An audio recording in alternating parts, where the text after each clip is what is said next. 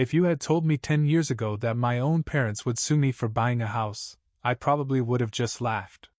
But not because it sounded ridiculous, because it sounded exactly like them. After 13 years of grinding, budgeting every coffee, skipping vacations, and duct taping my car together with YouTube tutorials and prayer, I finally bought my first home. Just a modest 2-bedroom with a lemon tree in the back and creaky floors that made me feel rich anyway. It wasn't just a house. It was a win. A quiet middle finger to every "you won't make it" I ever heard growing up. I posted a picture on Instagram. Just one photo. Me, standing on the porch, keys in hand. Caption: "She's all mine. 13 years, 3 jobs, 0 handouts. #homeowner, #lemons to lemonade." I didn't tag my family. I didn't even think they followed me anymore. But somehow, 3 days later, I was served a lawsuit. Yup. A real court summons. From my own parents. They were suing me for $350,000 in unpaid family debt and emotional compensation for support provided during my upbringing. I wish I were joking. I stared at the paperwork like it might dissolve if I blinked hard enough. But nope. There it was. Legal letterhead, their names, and an itemized breakdown of what they believed I owed them. Line 12 literally said, "Emotional damages due to years of disrespect, lack of gratitude, and flaunting success without offering repayment to those who sacrificed for it." I couldn't even get angry.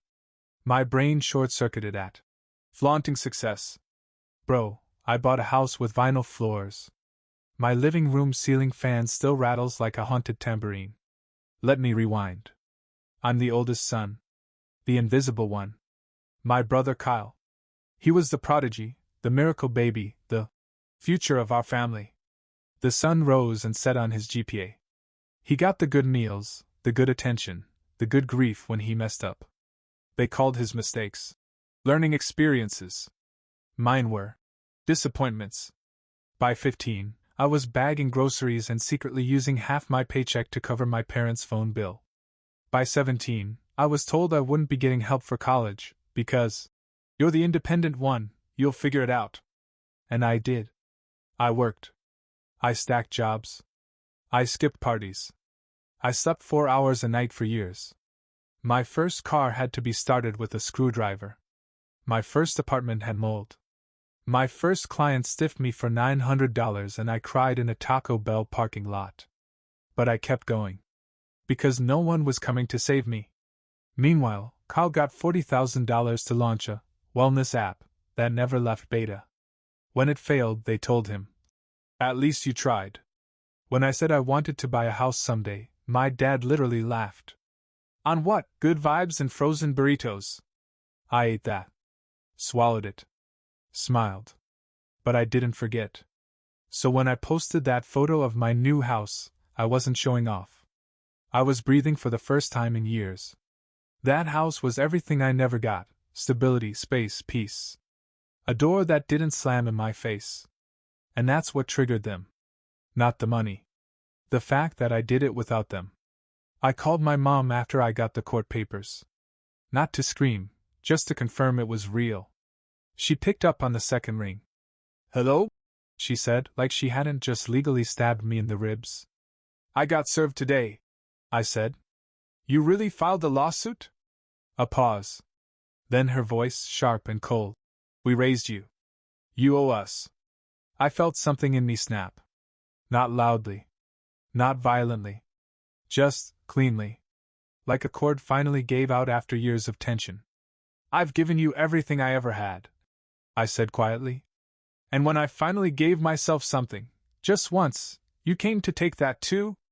Click. She hung up. And just like that, it was war. 2 days after my mom hung up on me like a villain in a soap opera, I got a text from Kyle. "Kyle. Hey man. Can we talk? Don't freak out." Oh, don't freak out. That's like telling a house not to panic while it's on fire. Now, here's the thing you need to know about Kyle. He's the kind of guy who can ruin your life and then say, "It's not personal, it's just vibes." He's charming. He's got that golden retriever confidence, the kind people mistake for leadership. He's the kind of guy who borrows your car and returns it out of gas, then posts a photo of it on Instagram with the caption, "Grateful for all the blessings, folded hands. When we were kids, Kyle used to borrow my birthday money from Grandma.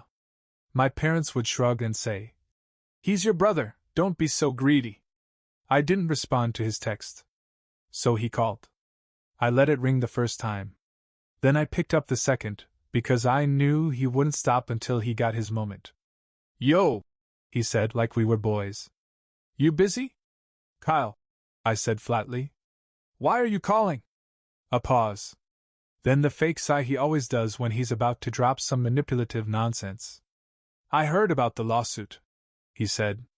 'Mom and Dad are emotional, man. They feel left out.' I almost choked. 'They're suing me, Kyle.' 'Left out of what? A Pinterest board?' 'Dude,' he laughed awkwardly. 'You've been kinda distant lately.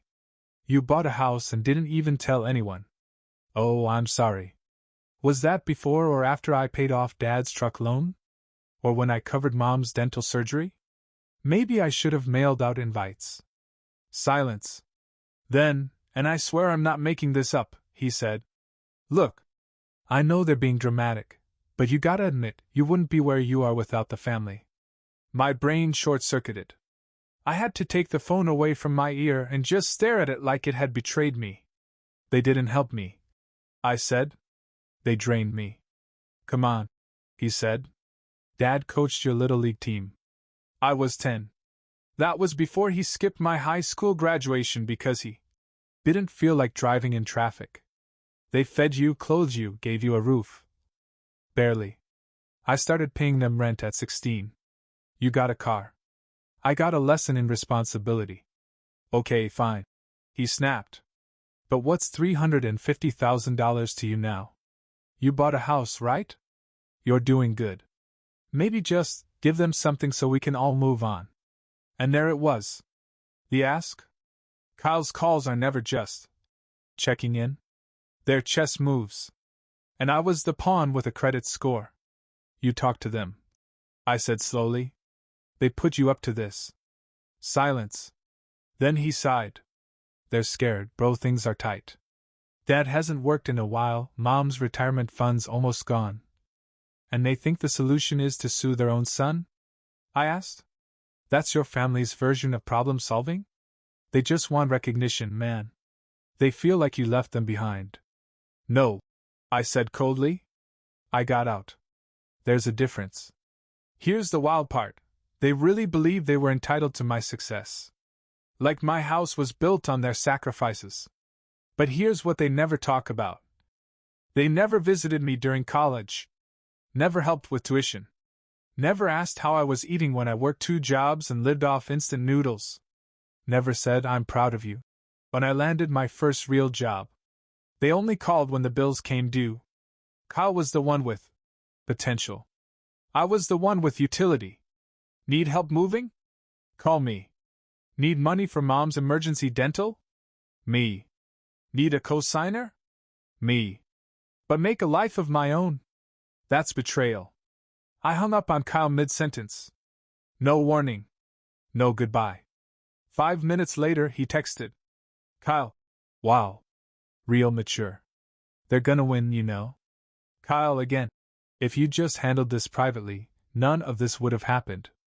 And that's when something in me flipped. They were betting on me to stay quiet. To be the good son. The responsible one. The one who never caused waves. They thought shame would keep me soft. But I wasn't ashamed. I was angry. That night I dug through my files. I printed bank transfers. Screenshots of old texts where they asked for money. Just this once. Venmo history. Receipts from every gift I paid for. Every dental copay. Every flight home for holidays where I slept on a couch because Kyle needed his space. Every dollar I gave out of guilt. Every favor I did while my own power bill was overdue. I made copies. Highlighted amounts. Stacked them neatly. If they wanted court? Fine. I'd bring the fire. And I'd make sure they left with burns. You ever walk into a courthouse and feel like the main character in someone else's hallucination? That's how it felt the day of the hearing. I wasn't nervous. I was numb.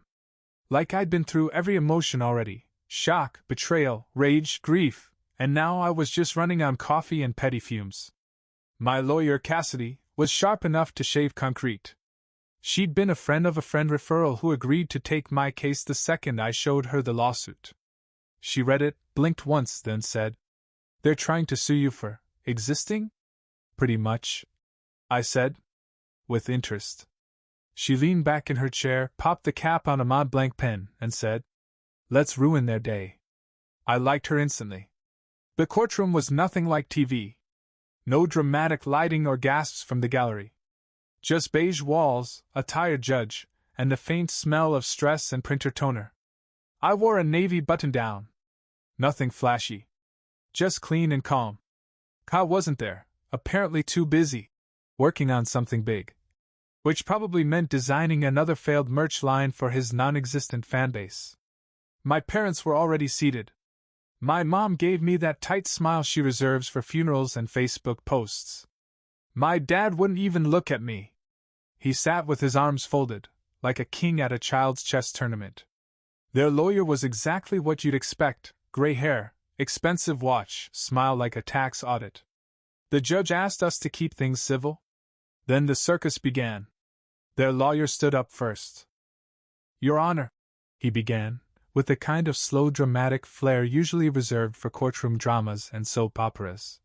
"We are here today because my clients, the plaintiff's parents, made considerable sacrifices throughout the defendant's life. Financial, emotional, and logistical. Logistical. What were they, UPS?" he continued. "They provided food, housing, emotional support, and were instrumental in the defendant's development and success. And now that he has come into significant personal assets, he has refused to recognize or compensate their contributions." Cassidy leaned toward me and whispered, "I hope this guy paid in advance." I nearly choked. The lawyer went on to reference some obscure, family reimbursement precedent from a 1982 case in Texas, which Cassidy immediately shot down in her opening argument by pointing out that the case was not only dismissed, but the plaintiff ended up having to pay the defendant's legal fees. Then it was our turn. Cassidy stood like she was adjusting a crown, not a blazer. "Your Honor, this case isn't about debt.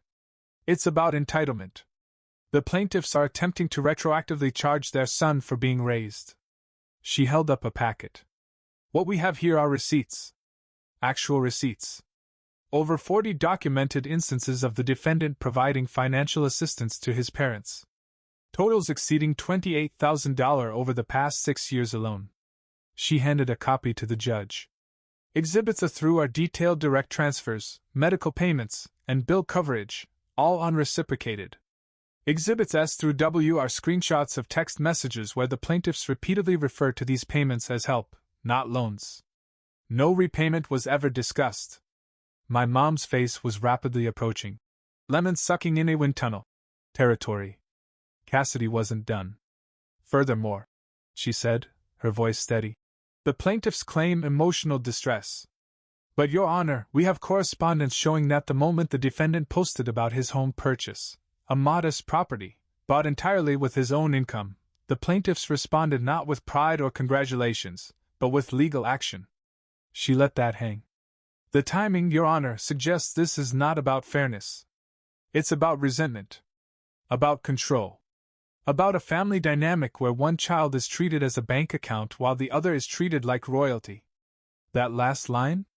I saw my mom's jaw clench. Cassidy dropped the final bomb. "And if the court needs further evidence of motivation, we also have Exhibit X, a voicemail from the plaintiff's other son, Kyle, where he explicitly states, and I quote, 'What's $350,000 to you now? You're doing good. Maybe just give them something so we can all move on.'" My dad finally looked at me. If looks could kill, I'd be a ghost typing this. The judge didn't call for a recess. He didn't need one. He looked like a man who'd seen one too many family betrayals disguised as legal claims. He rubbed his temples. Looked at my parents. Then at me. Then he said the words I didn't even know I'd been dying to hear. There is no legal merit to this claim. It is dismissed. With prejudice. Which meant they couldn't refile. Couldn't try again. Couldn't keep leeching through the courts. He looked at them and added, "You cannot invoice your children for being parents. That's not how families, or the law, work." My mom looked stunned. My dad's face went from furious to flushed to something like regret. But it was too late. The moment they filed that lawsuit, they didn't just break trust, they buried it. Cassidy turned to me as we walked out. "You want to go after them for legal fees?" she asked. I thought about it. For half a second. Then I shook my head. "No," I said. "They already lost something worth more than money." She smiled. "Your dignity?" I nodded. "And their access." The courtroom was behind me. But the fallout? Oh, that was just beginning. You'd think after dragging their own son into court over some fantasy debt, my parents would take the loss quietly. Maybe hide for a while. Reflect. Apologize. Nah. That would have required shame. Instead, they went nuclear passive-aggressive. A week after the case was dismissed, I got a group text from my mom. Subject line? Family healing starts with forgiveness, Red Heart. She attached a blurry photo of an old birthday party. Me at 6 years old, icing on my face, sitting between her and Kyle. Underneath the photo, she wrote, "Before all the bitterness. Before the money. Just love." Like this was a Hallmark reconciliation movie and not a legal attack. I didn't reply. Not because I didn't have words. Because I had too many. That silence? It drove them insane. The next day, my dad emailed me a 4-paragraph essay titled Perspective, where he explained, and I'm quoting, "Raising a child in America today is an unpaid, emotionally taxing job." He included a spreadsheet estimating the market value of raising me through age 18. It included 24/7 availability, meals prepared, and moral guidance. It also listed missed vacation opportunities as an economic loss. I stared at the screen in disbelief. Was this parenting as a service? Did they want back pay for bedtime stories and microwaving mac and cheese? And here's the kicker, he signed off with, "We may have made legal missteps, but our feelings were, and remain, valid." Cool. Your feelings tried to rob me of $350,000. Guess what? My boundaries are valid too. Then came the social media wave. My aunt called me in a rage. "What did you do to your mother? She's devastated." Apparently my mom had posted a sob story on Facebook. Something like, "We always supported our son. We just asked for acknowledgement. We didn't deserve this silence." With a photo of her staring out a window like she was auditioning for a sad coffee commercial. The comment section lit up with all the usual middle-aged Facebook hits. Kids these days. So ungrateful. My heart breaks for you. Nobody asked for the full story. Nobody mentioned the lawsuit. Because of course they didn't. This is what my parents are masters of, controlling the narrative. Victimhood with a PR strategy. I debated posting the receipts, the legal papers, the court ruling. But then Cassidy, my lawyer, texted me one line that stuck. "Don't play defense in their story. Live your own." So I didn't reply. I didn't argue. I just hit leave group on the family chat, blocked my parents' numbers, and took a long weekend in the mountains. No Wi-Fi. No guilt. Just peace. And honestly, that silence was the best sound I'd heard in years. When I got back, Kyle had emailed me. Subject line: "Let's be men about this." Oh, great. The self-appointed moral compass was back. He started off with, "You know I never agreed with the lawsuit, but..." Bro. There's always a but with Kyle. He said I'd overreacted. That I was punishing the whole family for a single lapse in judgment. Then, and I swear on my life, he asked if I'd consider investing in his new project. It's a financial education platform for college students. We're looking for angel support from people who understand struggle.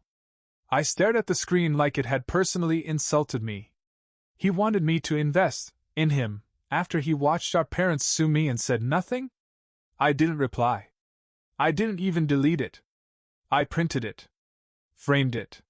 Put it next to the deed to my house. As a reminder. Not of them. Of me. And how far I'd come without them. It had been a quiet 2 months. No calls.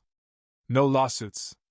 No group texts with vague Bible verses and guilt-trippy emojis. I figured they'd moved on, or at least found someone else to emotionally drain. Then a letter arrived. Not an email. A real letter. Handwritten. No return address. Just my name, neat block letters, no smudges. Inside? 3 sheets of lined paper. And 1 sentence written at the top in careful script. Before you throw this out, just read to the end. It wasn't from my mom. Or my dad. Or Kyle. It was from my grandfather. Now let me explain. My granddad, Mom's dad, was always a bit of a mystery growing up. Lived across the country. Visited once a year. Sent crisp $20 bills and birthday cards with notes like, "Be smarter than the rest." He was the one adult in my life who never guilt-tripped me. Never expected anything in return. He asked questions. Listened more than he spoke. And when I was 19 and couch surfing through college, he randomly sent me $500 with a sticky note. For books. Or food. Or escape. I never forgot that. So when I saw his handwriting, I actually paused. And I read. The letter didn't pull punches. I've been watching this situation unfold from a distance. I'm ashamed of what your parents did. But I'm not surprised. He went on to explain how this wasn't the first time they tried to manipulate family over money. How years ago, they tried to get him to transfer part of his estate to Kyle, behind my back. Framed it as securing the future for the more promising son. He said he refused. Said it caused a falling out. They painted me as cold. Said I favored you. Maybe I did. Not because of birth order. Because of backbone. Then came the real twist. They don't know this, but I rewrote my will last year. You are the sole beneficiary. I froze. Not because you need it. Because you deserve something in this family that isn't wrapped in guilt or debt. He listed what I'd inherit, modest but meaningful. His home, a paid-off cabin in the Carolinas. Some investments. A dusty old truck I remembered riding in once when I was a kid. Nothing flashy. But his. Fully his. And soon mine. He ended the letter with, "This is your legacy now. You earned it the hard way. Let them stew. You don't owe ghosts anything." I stared at the paper for a long time. Not smiling. Not crying. Just stunned. For the first time in my life, someone in my family saw me, not as a utility, not as a backup plan, not as a cash-out option, but as a man who built something from nothing. 2 weeks later, the call came. Unknown number. I let it go to voicemail. My mom's voice. "We just found out about Grandpa's will. Please call us. There's clearly been a misunderstanding." No, there hadn't. The only misunderstanding was them thinking I'd still play the role of obedient, emotional ATM. A second voicemail came that night. This time, Kyle. "Look, man, I'm not even mad you got everything. Just, if you don't want the cabin, I'd be willing to take it off your hands. You're more of a city guy anyway, right?" I didn't answer. Instead, I booked a flight. 3 weeks later, I stood on the front porch of my grandfather's cabin. It smelled like pine and old stories. Inside, everything was still, but not cold. Just waiting. A fire pit out back. A box of faded photos under the bed. A kitchen stocked with canned soup and whiskey. And in the corner of the living room? A handwritten note under a ceramic mug. Some things are worth holding on to. Some people aren't. I sat down. Sipped. And smiled for real for the first time in a long, long time. I was at the cabin maybe 2 weeks before the peace cracked. It had become my sanctuary. The kind of place where silence wasn't lonely, just earned. I'd spend mornings walking the wooded trails out back, afternoons journaling, and nights sitting on the porch with tea and a hoodie that still smelled like city stress. Then one afternoon, I heard the sound I'd prayed I'd never hear again. Tires on gravel. I looked out the front window and froze. It was a black SUV. And Kyle was driving. He got out like he was on a real estate show. Designer jacket, white sneakers too clean for dirt roads, and a smug expression like he thought this was some kind of casual visit. I didn't move. He knocked once. Twice. Then yelled, "Yo! I know you're in there, bro. Come on." I opened the door just wide enough to make eye contact. "You drove 5 hours for what?" I said flatly. He raised his hands like I was the unreasonable one. "Just want to talk." I stepped outside but kept the screen door between us. "Talk." He glanced around like he was casing the property. "This place is sick," he said. "Rustic, but not in a creepy way. I could totally Airbnb this." I didn't respond. So he sighed, dropped the fake casual tone, and got to the point. "Look, I know we've had tension," he said.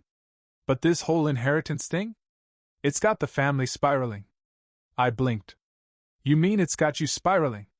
"Dude," he said like I was being unreasonable. "I'm trying to be honest here. Dad's furious. Mom's crying every day.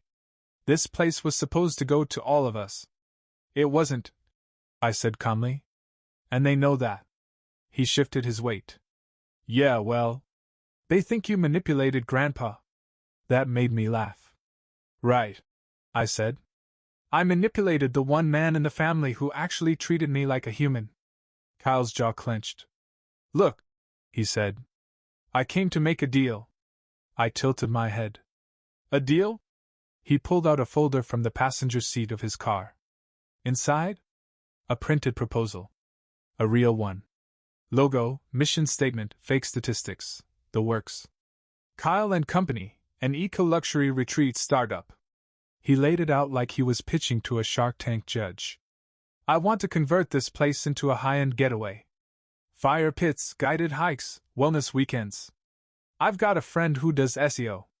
You'd get a 35% equity stake. No pressure. Just think about it." I stared at him.